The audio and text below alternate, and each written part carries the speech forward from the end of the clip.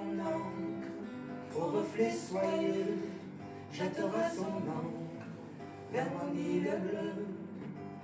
Tes lettres, parfum délicieux, sécheront peut-être toute l'eau de mes yeux.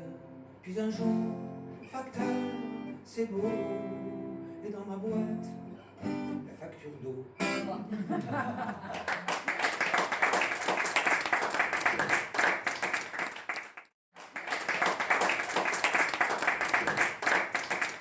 Cherche de compatibilité entre cuisine et écriture.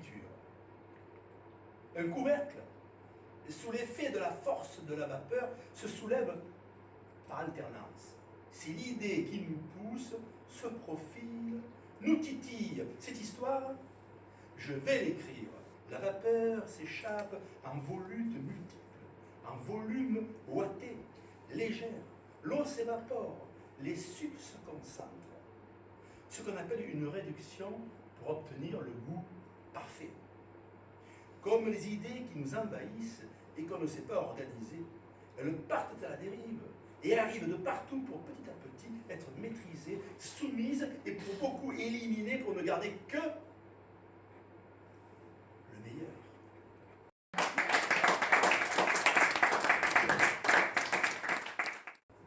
« 10 ans.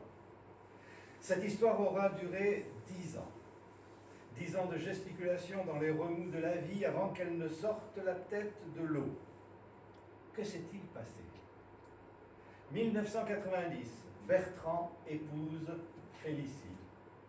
Son diplôme en poche, il envisage de monter son affaire. Aussitôt, sa femme s'enthousiasme et s'exclame « Chiche !»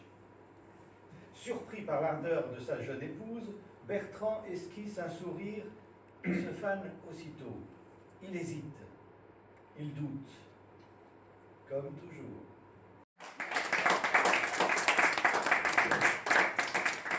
Cet après-midi, il y a un beau soleil et je me mets à tailler la haie qui sépare mon jardin de celui de mes voisines, qui a bien poussé.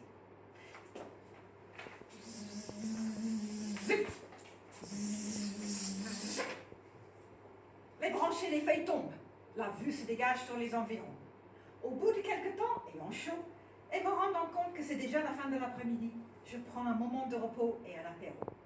Je m'assois à la table du jardin et je serrote mon verre. Je regarde les nuages filer doucement dans le ciel. J'écoute le chant des oiseaux. Tout serait parfait. Mais voilà.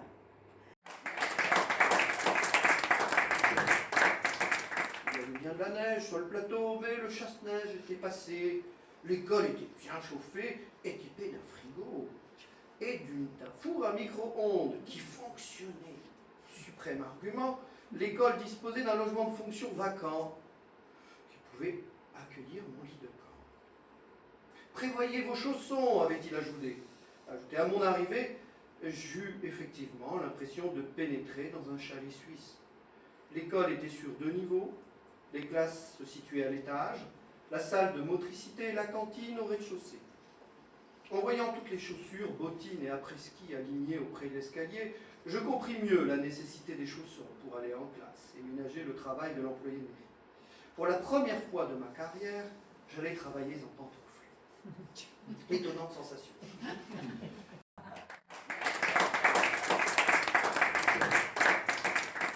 Il croise ses bras sur la table qui court le long des miroirs et y pose la tête. Il est malade et souffre horriblement. C'est donc la fin pour lui. Il retournera dans sa calabre, se reposer définitivement auprès de ses parents.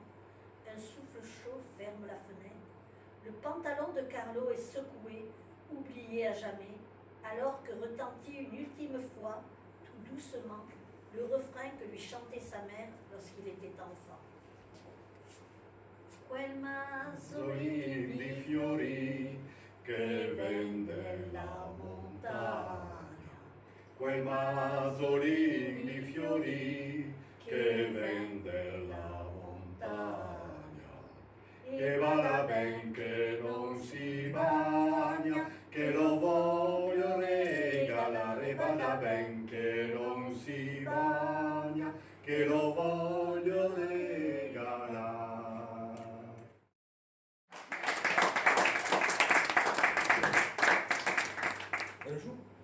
chez le marchand d'ordinateurs.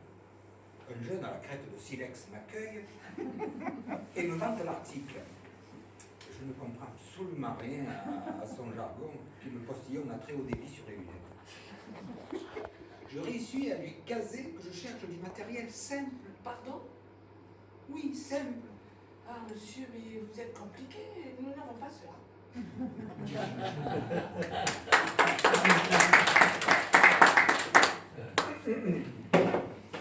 Alors, pour illustrer ce petit texte, une chanson qui s'appelle Les Sous.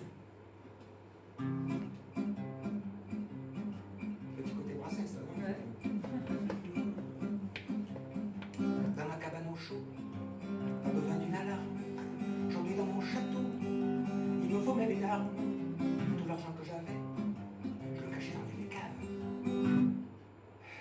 J'en ai tellement gagné, maintenant faut s'y cave. Quand on n'a pas de rond, on se fait pas de mourant. Mais dès qu'on a 6 sous, on se fait du souci, du souci, du souci.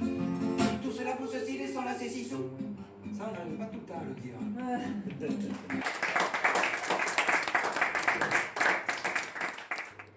Et dessous, qu'est-ce qu'il y a? De la verdure. Avec bruyère, genêt, runzas, fougère. Et au bout de la vallée, là-bas, qu'est-ce que vous voyez au fond, au fond, au fond? De vieilles maisons, monsieur. C'est joyeuse. Alors je vais vous dire, on est au mois de juillet, là. Hein. Bon. Mais si vous venez en novembre, décembre, la mer, elle va monter à ras de l'auberge. Et là, et seulement là, je vous ferai des spécialités de poisson. Ils sont assis, la queue entre les jambes, et tous mes clients ont applaudi et tout. Ça y est, j'avais sauvé la situation. Et une chose qui est certaine, c'est que je ne l'ai jamais plus revu cette activité. Vous voyez comme quoi le triangle des Bermudes est efficace. Ça disparaît. La mer qu'on voit danser le long des golfes clairs a des reflets d'argent la mer, des reflets changeants sous la pluie. La mer, d'accord, mais la mer sans poisson.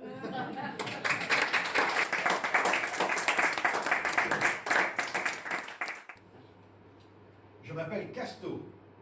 Je suis un chevreuil. Je vis du côté de Granzial, dans la commune de Domnac.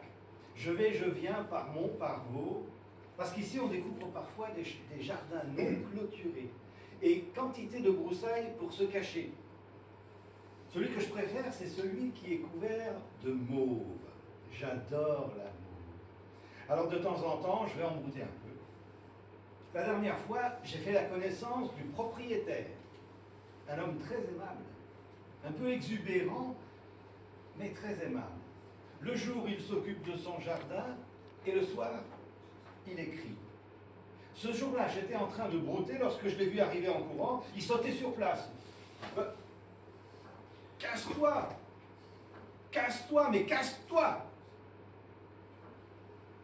C'est vrai que les hommes ont du mal à prononcer mon nom. C'est Casto. Casse-toi, Casto. Mais j'ai bien compris qu'il me saluait.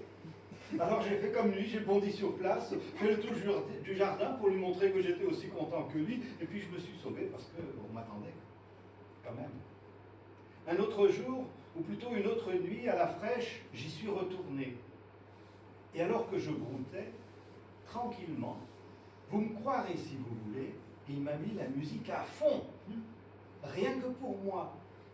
Alors j'ai cessé de brouter, j'ai dansé comme un fou. Le jardinier criait « Casse-toi, connard! Casse-toi, connard! Mais casse-toi, connard !» Je me suis retourné pour voir qui était ce connard. Et j'ai vu personne.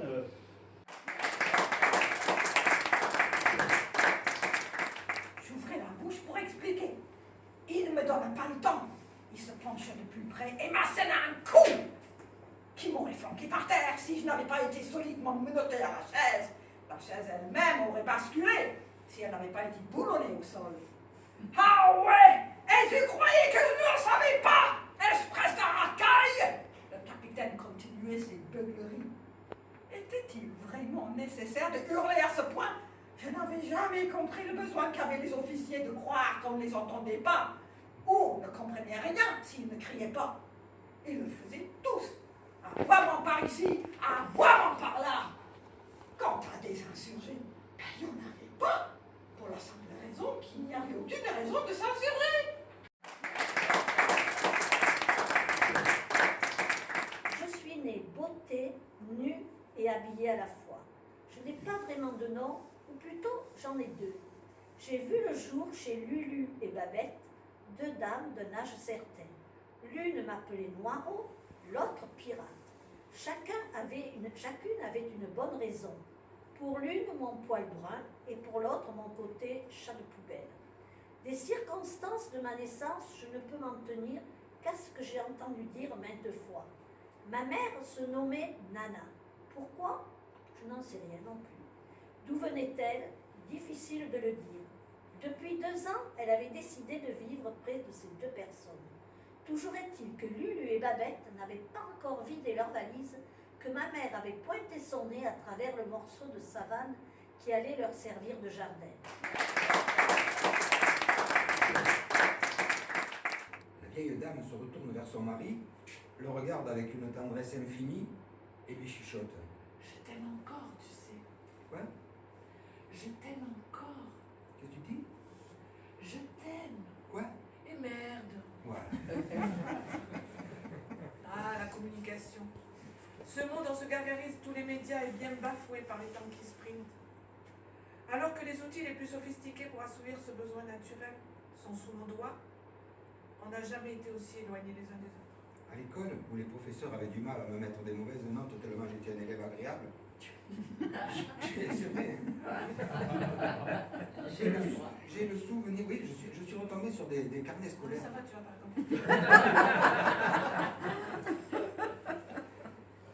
C'était pour leur donner la preuve que je n'écris pas que des conneries. Oui, mais je les ai vus. J'ai le souvenir d'avoir eu l'esprit embrouillé par d'insurmontables problèmes que je n'ai jamais eu l'occasion de résoudre dans la vie. Il y a quelques jours, lorsque ma baignoire a fui, j'ai pas calculé le temps qu'elle mettrait pour se vider. J'ai simplement appelé le plombier, pas con. Alors que la recherche du bonheur est essentielle dans la vie, l'école ne nous propose pas le moindre cours de joie. C'est con.